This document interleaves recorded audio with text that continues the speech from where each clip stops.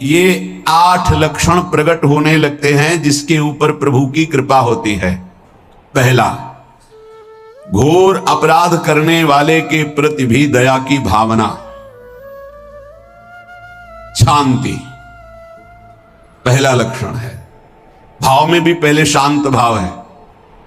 हमारे ऊपर श्री हरिजू की कृपा है, इसकी पहचान ये 8 लक्षण। पहला, शांति, अर्थात घोर अपराधी के प्रति भी गुस्सा ना आना, क्षमा करना, यह हरि की कृपा का लक्षण है। देख लो भाई, घोर अपराधी शब्द तो जाने दो, जरा सा प्रतिकूल हो जाए तो लाख समझाओ पर भ्रकुटी तनी रहती है। ईर्ष्या, द्वेष, मात्सर्य, द्रोह, ये उपासक के हृदय की विषय नहीं, ये तो गंदे विषयी पुरुषों के हृदय के लक्षण हैं। जहां ईर्ष्या है, मात्सर्य है, द्वेष है, द्रोह है, ये कुमति के लक्षण है, ये सुमति के लक्षण नहीं, ये हरि कृपा पात्र के लक्षण नहीं। आपसे जो अपराध कर रहा है, द्रोह कर रहा है, आपका क्षमा बल ये हरि प्रसाद से होता है। शांति, क्षमा बल, शांति, सह गया, क्या करूं, सहना ही पड़ेगा क्योंकि भगवत मार्ग में वो ऐसा नहीं होता। शांति, बुरा ही नहीं लगा, हरि कृपा पात्र को बुरा ही नहीं लगा। उमा संत के यही बड़ाई, मंद करत जो करे भलाई, ये सीधा शांति की व्याख्या है। अपने यहां मंगल गान में, करत जे अनशहन निंदक तिनहु पे अनुग्रह कियो, यह है हरि कृपा, यह है आचार्य कृपा, गुरु कृपा। अपराधी पर भी क्षमा का भाव होना, भला ऐसा है, अपराधी पर भी क्षमा का भाव होना, ये हरि कृपा पात्र में ही होगा, अन्य में नहीं। तो अगर अपने हृदय में ऐसा लगे कि ऐसा नहीं है तो हरिजू से प्रार्थना करनी चाहिए कि कृपा करो, मेरे में सामर्थ्य आवे। दूसरा, अनुसूया, वो किसी भी के प्रति कभी भी कोई दोष दर्शन ही नहीं करेगा। दोष कथन, दोष श्रवण की तो बात जाने दो। अनुसूया, दूसरों के गुणों में दोष ढूंढना, ये नहीं होता, हरि कृपा पात्र में ये नहीं होता। ये सब भजन के नाश करने वाले।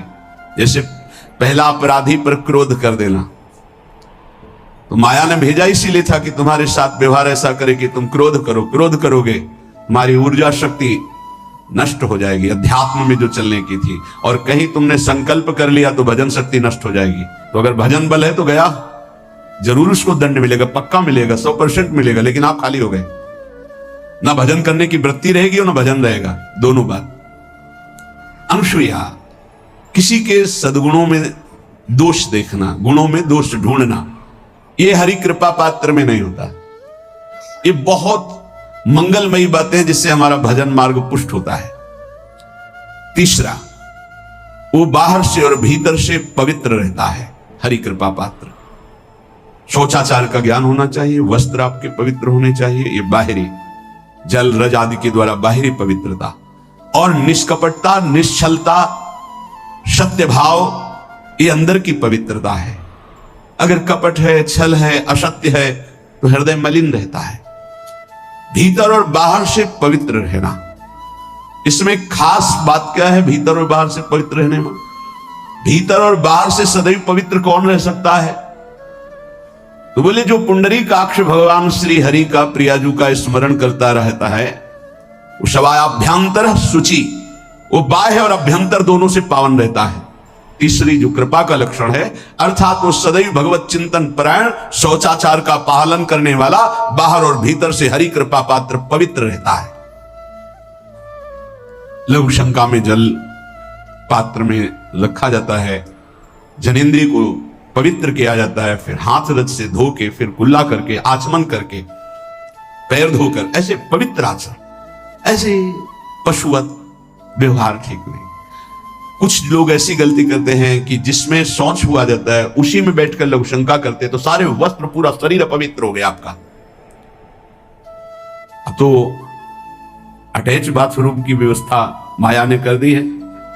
हमें लगता है कि शौचालय अलग होना चाहिए और स्नान गृह अलग होना चाहिए, थोड़ा ही चाहे भेद हो, अंतराय होना चाहिए पवित्रता के लिए। अब ये शौचालय है, यही स्नान करना है, यही लघु शंका करनी है, ऐसे तो पवित्रता का निर्वाह नहीं हो पाता। यदि जिस उस जगह आप शौच करते हैं, जो बैठकर उसी पे बैठ के लघु शंका करते हैं, तो आपको पूरा वस्त्र सहित स्नान करना चाहिए पवित्रता के, तभी बुद्धि भ्रष्ट हो जाती है। आपको मंत्र का निरंतर चलना ये कठिन पड़ जाएगा। पवित्रता का निर्वाह करो। देह राग मिटने के बाद एक स्थिति आती है, अवधूत स्थिति, उसमें फिर शरीर की पवित्रता का कोई संबंध नहीं रह जाता। पर अभी तो संबंध है ना देह भाव से, तो बहुत हो से लघु शंका ऐसे करे कि आपके पैरों में वस्त्रों में छिट्टी ना पड़े, पवित्र रहे। हर समय हमें पवित्र मंत्र जपना है, नाम जपना है, श्री की सेवा में रहना है। बहुत जल्दीबाजी खड़े खड़े लघु शंका की छिट्टियां पड़ रही बस ऐसे चल दिए, वो पशुवत आचरण भगवत मार्ग में नहीं चल पाओगे। वो अंदर तुम्हारे व्याकुलता पैदा करता रहेगा भोगों की, संसार की। शौचाचार का बहुत बड़ा फल है, शरीर राग छूट जाएगा। ये बात समझ लो, शरीर राग छूट जाएगा। शरीर संबंधी पवित्रता शरीर राग छुड़ा देती है, आंतरिक रहस्य है ये। चौथा, ऐसे कार्यों का अनुष्ठान न करें जिनमें हमारा भजन छूटता है, जिनमें सत्य छूटता है, जिनमें भगवत भाव छूटता है। जैसे आपके ऊपर कृपा हुई, आप भगवत मार्ग में चल रहे हैं, अब आप ऐसे सांसारिक कार्यों का अनुष्ठान कर रहे हैं जिनमें आपकी चित्तवृत्ति बिल्कुल भगवत विमुख हो रही, तो जीवन का लाभ क्या होगा? लाभ तो है भगवत स्मरण से। इसी की मानो टीका है, छठदम शील विरत बहु कर्मा, निरत निरंतर सज्जन धर्मा। शीलवान और ऐसे कर्मों से विरत जिनसे भगवत विस्मरण होता है, जो सज्जन पुरुषों के द्वारा धर्मानुष्ठान होते हुए उन्हीं का अनुष्ठान ऐसे कर्मों में ना जाए जिससे भगवत विस्मरण होता है। जैसे कल एक ने प्रश्न किया कि मैं खाता तो नहीं लेकिन मांस के दुकान में मांस बेचता हूं, होटल है, क्या उचित है? ये उचित कैसे हो सकता है? तुम और भी तो व्यापार कर सकते हो। जरूरी है धर्म का पालन करने की इच्छा करते हो, धर्म आचरण करते हो, ऐसा नहीं। तो विरत बहुकर्मा, उन कर्मों से हमें विरत रहना है जो हमारे धर्म के विरुद्ध है, जो भजन के विरुद्ध है। हरि कृपा पात्र ऐसे कर्मों का अनुष्ठान कर ही नहीं सकता। और शारीरिक श्रम इतना जिससे हमारे भजन का तार ना टूटे। जब भजन का अभ्यास किया जाता है तो हर कार्य को सुचारू रूप से करते हुए एकाग्रता भजन में रखी जाती है। हम वो कार्य जल्दी से कर ही नहीं सकते जिसमें भजन छूट जाए और कार्य पूरा हो। नहीं, हम कार्य करेंगे, हमें छोड़ दीजिए, हम अपने चिंतन से युक्त होते बिल्कुल कार्य करेंगे।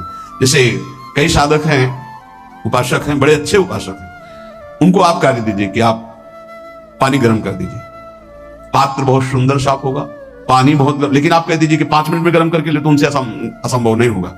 छोड़ दीजिए उनको। आप वो मतलब ऐसा कार्य करेंगे प्रशंसनीय, पर वो समय से। उनका एक सिद्धांत है, बहुत अच्छा लगता है, और अपने को पता है इससे जल्दीबाजी नहीं होनी। पात्र मार्जन करना है, छोड़ दीजिए, आप उसको टोकिएगा नहीं, आप जल्दी मांझ के, उससे नहीं होने वाला। वो तनिक भी दोष नहीं रहने देगा पात्रों में, पर समय दीजिए, आराम आराम शुरू कर। हमें अच्छा लगता है। भगवत चिंतन परायण उपासक की यही वृत्ति होती है। पोछा लगाना है, बिल्कुल बढ़िया लगेगा, लेकिन आपको सर से घुमा दे वो ऐसा नहीं होगा। आप छोड़िए और जाइए, हटिए, और वो अपने ढंग से लगाएगा और एकदम क्लीन करके। यही उपासक का लक्षण होता है। जो कार्य करेगा सांगोपांग करेगा, पर वो बहुत मस्ती से होगा क्योंकि उसका भगवत चिंतन चल रहा है। अधिक ऐसे जिससे हमारा चिंतन छूट जाए, थोड़ा संयम में आना चाहिए। ये भगवत कृपा पात्र का लक्षण है। अपने भजन का फल देखना भगवत कृपा पात्र की, सबको प्रदान कर देना। हिम्मत है? अपने भजन, इतनी मेहनत से किया हुआ भजन होने के बाद, हे प्रभु इस भजन का फल हो, सर्वे भवन्तु सुखिना सर्वे सन्तु निरामयः। यहां तो कहते महाराज एक माला रोज आपके लिए करता हूं कि आपकी बीमारी ठीक रहे, तो शेष किसके लिए करते हो प्रभु? शेष अगर इष्ट और गुरु के लिए तुम्हारा है कि एक माला करते तो फिर इतनी माला करते तो हमें क्या होगा? सब आपको दे देंगे तो हमें क्या होगा? तभी भजन का रास्ते नहीं जाना। सबके मंगल के लिए अपने भजन को समर्पित कर देना। देखो भाई भजनानंदी, भजन में अरुचि होने लगेगी? नहीं होने लगेगी। सुबह से शाम तक पसीना चुआए हम और भजन का फल दे दे सबको, तो इसका रहस्य बताते हैं। सबको जे भी कहा सर्वे भवन्तु सुखिना, तो सर्वत्र विराजमान भगवान वही पलटकर अनंत रूपों में आपके ऊपर बरस पड़ेंगे। ये आंतरिक रहस्य है। हमने जो भजन किया वो एक सीमा में था, जब हमने संपूर्ण विश्व को दे दिया तो असीम बनकर वापस हुआ। ये भाव न समझ में, अगर ये भाव लगे तो एकदम लगे हम अपना भजन क्यों दे सबको। उस सर्वात्मा में विराजमान जो हमारा प्रभु है उसी को समर्पित कर, सर्वे भवन्तु सुखिना। तो वो सब पलटकर सब जगह से वापस आया, सबका आशीर्वाद आया और वो महान बनता चला गया। ये लाभ है, आंतरिक लाभ है। अगर तुम्हारा भाव ऐसा न बनता हो तो आप प्रभु को तो अर्पित करते ही है ना, तो वही प्रभु सब में विराजमान है। ऐसा भाव करके सर्वात्म स्वरूप भगवान को हमारा भजन समर्पित है, सब रूपों में प्रभु विराजमान है। ये हरि कृपा पात्र का लक्षण चल रहा है। और छठवां, अपने भजन से अपने लिए कुछ भी ना चाहना और दूसरों की तो बात जाने दो, दूसरों से कुछ ना चाहना ये तो ठीक है, अपने भजन से अपने लिए कुछ ना चाहना है हिम्मत। देखो ये हरि कृपा पात्र में हिम्मत होती है। अपना भजन अपने प्रयोग में ना लाना, इसका भी आंतरिक रहस्य है। अपने प्रयोग में आप शरीर को लेकर के बोलेंगे, अगर स्वरूप को लेकर तो प्रयोग की कोई वहां जरूरत ही नहीं, स्वरूप पूर्ण काम है, वहां कोई अभाव नहीं। जब आप कोई भाव अपने लिए करेंगे तो देह भाव होगा, देह भाव से किसी विषय की मांग होगी। विषय पूर्ति भजन का फल नहीं होता, भजन का फल होता विषय निवृत्ति। बहुत जोर की बात है, कैसे समझ जाए। अपने भजन का भी फल अपने लिए नहीं, दूसरों से कुछ चाह रखना तो बात ही जाने दो। भजन से भी कोई अन्य सुख की चाह नहीं हुई। क्या चाहिए? भजन ही बनता रहे, भजन का फल भजन बनता रहे, खूब निरंतर जप करते रहे। सातवां, किसी भी मान सम्मान कीर्ति पद प्रतिष्ठा के मिलने पर हृदय का असंतुष्ट हो जाना, यह हरि कृपा पात्र का लक्षण होता है। प्रणाम नमस्कार जय हो तो हृदय में असंतुष्ट हो जाना चाहिए। कोई किंचन मात्र अभिमान न उदय हो जाए। प्रभु बचाओ, ये माया की चकाचौंध से बचा लो नाथ। कौन सा अपराध बन गया कि आपकी जय की जगह यहां हमको ऐसा सुनना पड़े। जैसे एक बार महापुरुष जन कहे थे कि जब गुरुजन बड़ाई करने लगे सामने शिष्य की, तो उसको ग्रीवा झुका लेनी चाहिए, पश्चाताप करना चाहिए कि कोई गलती हो गई, आज हमारे गुरुजी ने हमारी बड़ाई कैसे कर दी। इसका मतलब कोई दोष बन गया, कोई गलती हो गई, और प्रार्थना करना चाहिए कि क्षमा कीजिएगा महाराज, अगर कोई गलती हो तो दंड दीजिएगा, लेकिन ये दंड मत दीजिएगा कि आप हमारी प्रशंसा कर रहे, भगवान इससे बड़ा और कोई दंड नहीं हो। ऐसा महसूस होना चाहिए। सम्मानम कलयाति घोर गरलम, ये हरि कृपा पात्र का लक्षण है। नीचापमानम सुधा, नीच पुरुषों द्वारा किया हुआ अपमान अमृत के समान लगे और सम्मान विष के समान लगे। मान प्रतिष्ठा कीर्ति जिसके लिए बड़े बड़े लालायित रहते, हरि कृपा पात्र को विष की तरह चुभती है। और आठवां, किसी भी प्राणी समुदाय से संबंध ना रखते हुए सब पर दया की भावना, सब पर कृपा की भावना, सब पर करुणा मैत्री पर किसी से ममता नहीं। ये सूत्र बहुत व्यवहार में प्रयोग करने योग्य है। सबसे करुणा और मैत्री पर किसी से ममता नहीं। करुणा तो करी भरत जी ने, मैत्री भी की मृग से, पर ममता रहित नहीं रहे। ममता कर ली तो अगला जन्म हिरण का हो गया। ममता नहीं रखी, निर्ममो निरहंकारा। करुणा मैत्री तो करनी है, जैसे इसमें आदेश है, गीता में जी आदेश है, अद्वेष्टा सर्वभूतानां मैत्रः करुणैव च, पर निर्ममो निरहंकारा, ये साधक की चतुरता है। प्राणी मात्र पर दया कृपा करुणा मैत्री, पर ममता नहीं। ममता किसी से, और यहां करुणा मैत्री ये तो गायब हो गई, केवल ममता रह गई है। अपने शरीर से ममता, शरीर संबंधियों से ममता, विषय भोगों से ममता, यही जहर है। संबंध में ये ममता ही जहर है, विचारों में अहंकार जहर है, कर्मों में ये आसक्ति जहर है। इसी जहर को मिटा दे तो जीवन मुक्त महापुरुष कर्म करते हुए, विषय सेवन करते हुए, वार्ता करते हुए, विचार करते हुए, बिल्कुल जहर रहित उसका जीवन हो गया। तो ये 8 बातें हरि कृपा पात्र में होती है, इनको बार बार सुनना और हृदय में धारण करना। जो भक्त होता है, हरि कृपा पात्र होता है, उसमें ये 5 बातें कभी नहीं जागृत होती, स्फुरित ही नहीं होती। पहला, किसी से ईर्ष्या, दूसरा किसी से घृणा, तीसरा किसी से भयभीत हो जाना, चौथा भजन सेवन नृत्य गायन आदि में लज्जा लगना, पांचवा किसी की निंदा करना, ये नहीं होती। अब जो आगे वर्णन कर रहे हैं उसमें महापुरुषों की पहचान है। सिद्ध महापुरुष 3 प्रकार के होते हैं। एक होते हैं आचार्य कोटि के, सात्विक विचार वाले, एक होते हैं भ्रष्ट आचरण वाले, एक होते हैं पिशाचाचरण वाले, और तीनों सिद्ध हैं। बहुत बड़े महापुरुष पूज्यपाद उड़िया बाबा जी हैं, वही रहस्य का प्रकाश कर सकते थे, अन्यथा बिना ब्रह्मबोध महापुरुष के ऐसा नहीं। तीनों सिद्ध हैं, तीनों भगवत प्राप्त है। सात्विक आचार वाले जो आचार्य कोटि के होते हैं, एक एक अक्षर शास्त्र मर्यादा के अनुसार चलने वाले, जैसा शास्त्र कहता वैसा उनके आचरण में दिखाई देगा, और वो सिद्ध भगवत प्राप्त महापुरुष हैं, पर उनके आचरण तस्मात् शास्त्रम प्रमाणम थे। दूसरे भ्रष्टाचार, ऐसों को पहचान पाना बहुत कठिन होगा।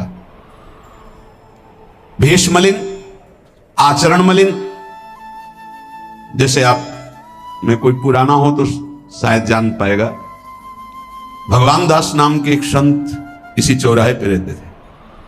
ये जो चौराहा है, कभी नंगे पड़े रहते थे, कभी वो पा रहे उनके साथ कुत्ता पा रहा है, कभी नाली का पानी पी रहे हैं, और भगवत प्राप्त महापुरुष थे। इसकी पहचान स्वयं की। कोई चाय रखने गया, उठा के ईंट मार दी, गाली दे दी, दौड़ पड़े, पकड़ पाए तो 10-5 घूंसे थप्पड़ मार दिए, ऐसा उनका व्यवहार था। भ्रष्टाचार, हलवा कोई रख गया, खिचड़ी रख गया, कुत्ता खा रहा है, उसी के साथ वो खा रहे हैं। कभी गमछा लपेटे, कभी नंगे, सीधे प्रकृति का वार शरीर से सहते थे, बस चौराहे पे ही रहते थे। बहुत अगर गए तो ये राधा टीला है, बस इतना ही उनका था। राधा टीला से इधर, और इधर थोड़ा चढ़ाई जो है जहां पूज्य श्री चंद्रशेखर बाबा जी वास करते, उसके इधर, मतलब चौराहे के बस इतने में ही रहते थे 12 महीना। 20 साल उनको देखा। तो जब काशी से आए हुए थे तो उनको देखा तो उनकी दृष्टि से लगा कि ये स्थिति प्रज्ञ महापुरुष हैं, पर अपने को छुपाए हुए ऐसी लीला करें। पर उनके कुछ ऐसे आचरण थे जिनसे लगा कि इनकी, हमें लगता है, बुद्धि खराब है क्या, मतलब पागलपन का दौड़ा है क्या ऐसे। राधा रमण जी दर्शन करने गए तो जो पुंडरीक जी हैं इनके बाबा, वो उस समय थे, उनके पुत्र जो पुंडरीक जी के पिताजी, वो उनके सहायक हुए। तो करुणा कृपा हुई उनकी, उन्होंने देखा। वो तो बाद में परिचय जाना उनका, हमें पता नहीं, तो बाद में परिचय। वो पीत वस्त्र धारण किए हुए वयोवृद्ध है एकदम, डलिया लाए, राधा रमण जी को निकाल करके अपने को प्रसाद मिला। तो सीधे राधा रमण जी की कृपा का अवलोकन करते हैं और परिक्रमा लगाना। एकदम संकल्प बना, कमंडल में 2 कुलिया रखे, ढक्कन से ऐसे ढक के, और बस मन में आया कि अगर वो बाबा हमसे आते हैं, हमारे कमंडल से कुलिया, सत्य परम सत्य कुलिया लेते हैं और पाते हैं और फिर रख के चल देते हैं, तो मैं मान जाऊंगा कि प्रभु ये आपके धाम के सिद्ध महापुरुष हैं, आए हुए थे हम काशी से ऐसे। क्योंकि काशी में ऐसी लीलाएं देखी थी बड़े अवधूत कोटि के महापुरुषों को। आपसे सत्य कहते हैं। वो पेड़ हट गया, रमण रेती में था, बीच रोड में था, चबूतरा बना था, वो ऐसे पड़े थे, वहां के हम बैठ गए, बिजली की तरह उठे, रफ्तार से आए, खड़े हो गए बिल्कुल। क्योंकि हमें पता था कि घूसा थप्पड़ इनका प्रसाद होता है। हम कहा उस समय, हम कहा अगर हाथ चलाएंगे तो पकड़ लेंगे ना, बिल्कुल पोजीशन में खड़े। तो बंगाली भाषा में कुछ बोले, वैसे गले में हाथ डाला, ढक्कन हटाया, कुलिया निकाली, पाया, कुलिया वहीं रखा, ढक्कन रखा, गए और वहीं लेट गए। सत्य कहते एकदम रोम रोम खड़ा हो गया कि अरे भगवत प्राप्त महापुरुषों को जानना बड़ा कठिन है, कैसे आचरण, भ्रष्ट आचरण से रहते हैं। कभी दिगंबर, कभी गमछा लगा हुआ है, कभी कुत्ते के साथ खा रहे, कभी नाली का पानी पी रहे। पूज्य बाबा कह रहे आचरण मलिन, नाली या पैखाने का भी पानी पीने में उनको कोई भी परेशानी नहीं, गंदे जगह मलिन भाव से पड़े रहना, किंतु वृत्ति हर समय भगवदाकार रहना, भगवदाकार रहना। ये तीसरे पिशाचाचार, गाली गलौज करना, ईंट पत्थर से मारना, हर मलिन चेष्टा बहुत कठिन है, बहुत कठिन है। ये सब देखने को मिला है भगवत कृपा से तीनों प्रकार के महापुरुषों का। वृंदावन में एक आगंतुक संत आए थे बाहर से, वो रात्रि में हर वृक्ष के नीचे खड़े रहते, पैर सूज गए थे, उनको कभी बैठे और लेटे नहीं देखा, खड़े रहते थे। 25 वर्ष के लगभग की बात है। उनको जब देखा तो देखते ही उनकी दृष्टि ऐसी थी ऊर्ध्व, लगा ये तो भगवत प्राप्त महापुरुष है। 45 वर्ष की अवस्था हो, बस खड़े रहते थे, चरण उनके फट गए थे ऊपर से ऐसे खड़े खड़े। रात्रि में एक दिन हिम्मत की, बोलते नहीं थे वो, लार बह रही है ऐसे गंदे कपड़े, महाराज जी आप कृपा करें। उस समय मदन टेर में कि आप आइए, तो खड़े हो गए। तो आटे के 4 लड्डू हमें मिले हुए थे, तो उनका आप कृपा करके पाइए, उनका आपका ये जो बाहरी परिवेश है और आपके जो बाहरी लीलाएं हैं, ये बाहरी लोग तो भले न समझ पाए, पर प्रभु मुझे ऐसा अनुभव होता है आप भगवत प्राप्त महापुरुष है। रो पड़े, कभी हमने उनको ऐसा नहीं देखा, रो पड़े। और उनका ये हमारे गुरुदेव की कृपा है। उनका कब से वृंदावन आप आए, बोले कुछ दिन में। बोले वृंदावन की रज का प्रभाव कितना दिव्य है कि अब जाने का मन नहीं होता है, पर आप अब दोबारा हमसे मिलने की चेष्टा मत कीजिएगा, कभी दूर से देख लीजिएगा, पर आप कभी मिलिएगा नहीं। आप भक्त हैं इसलिए आपसे संभाषण कर लिया। ये तो आपने सुना सुबह की लीला, ईंट चल रही थी उनपे, वो दिगंबर खड़े थे, ईंट मार रहे थे लोग, परिक्रमा वाले लोग उनको ईंट मार रहे थे, कई जगह उनकी ईंट लगी। उनको लग रहा था ये पागल है, नहीं पहचाना जा सकता। 3 प्रकार के महापुरुष होते, एक होते सात्विक आचार वाले, बहुत जो शास्त्रीय आज्ञा वैसे ही अक्षरशः आपको दिखाई देंगे, आचार्य कोटि के, पवित्र शरीर, पवित्र वस्त्र, पवित्र आचरण, एकदम आचार्य कोटि। दूसरे एकदम भ्रष्ट आचरण, समझ ही नहीं सकते आप। तीसरे पिशाच की तरह, समझ ही नहीं सकते उनको। अब लाभ होता है केवल पहले वाले से, सात्विक 10वां शास्त्रम प्रमाणम थे, इससे जनता का लाभ होता है। इन 2 से विशेष हानि हो जाती है, क्योंकि इनके आचरण ऐसे होते हैं, साधु अवज्ञा तुरंत बहुत जल्दी विनाश होता है ऐसे महापुरुषों के अपमान से। सात्विक महापुरुषों के नहीं, अगर उनसे अपमान भी हो जाएगा तो क्षमा करेंगे वो सब। इनको न क्षमा से मतलब है, न पिटाई से मतलब है, इनकी दैवी शक्ति तुम्हारा नाश कर देगी। ऐसे से बहुत, क्योंकि इनको समझ में नहीं आएगा ना।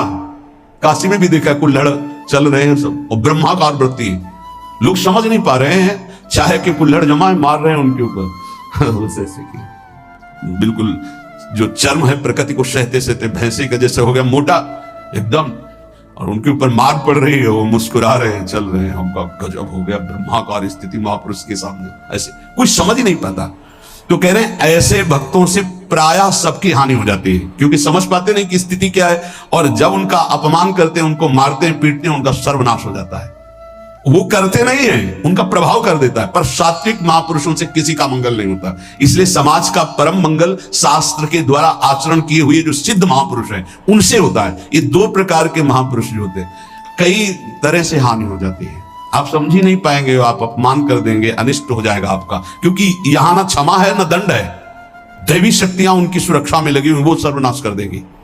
इसलिए बाबा परिचय बता रहे कि अगर तो इनको पागल ना समझा जाए। ये प्रायः जैसे एक बार बताया था कि हरगोविंद जी के पांडाल में रास हो रहा था, एक दिगंबर महापुरुष आए और वो ऐसे खड़े थे पीछे से, क्योंकि आरती करने के बाद पीछे राधा वल्लभ जी की गए तो पीछे ही खड़े होना था, तो बिल्कुल पास बूट पहने हुए मारा लात पीछे से, वो मुभरा गिर गए, आराम से खड़े हुए, रास को ऐसे नेत्रों से हल्का सा और बस फिचल दिए। वो पीछे 10वें बार लात मारता गया, वो मुड़ के नहीं देखा किसने मारा, पीछे पीछे हम 10 कदम चले। गजब हो गया, ऐसी स्थिति इस महापुरुष की। और ये बावरा जान नहीं रहा कि अपना सर्वनाश कर दिया हमने, और वो गजेंद्र की तरह मत वाले ऐसे फोगला की तरफ चल के नहीं। कैसे समझोगे महापुरुषों को, बाहरी व्यवहार। अभी 10-12 वर्ष की बात है, यमुना के पार ऐसे खो करके रहते थे दिगंबर एक महात्मा, अब है कि नहीं मुझे पता नहीं, पहले यमुना किनारे जाते थे बैठने, तो बस वो चीखते थे राजकुमारी राजकुमार, राजकुमारी राजकुमार, यमुना पार से राजकुमारी राजकुमार। ऐसे घास नोच नोच के जैसे गाय खाती है ऐसे खाते थे घास, और चिल्लाते क्या थे, राजकुमारी राजकुमार। किसको? प्रिया प्रीतम। राज डाली है ना, तो ऐसे वृंदावन की तरफ खड़े होते ऐसे कहते, राजकुमारी राजकुमार। कैसे कोई महापुरुषों को जाने। भगवान कृपा करें कि किसी भी महापुरुष का कभी कोई अनिष्ट हमारे द्वारा ना हो, कहीं कोई अमंगल बर्ताव ना हो जाए, इसलिए परिचय बताया कि आप सोच सकते हैं कि ऐसे भला महापुरुष हो सकते हैं। हाँ पक्का, तीनों प्रकार के महापुरुषों के दर्शन हुए।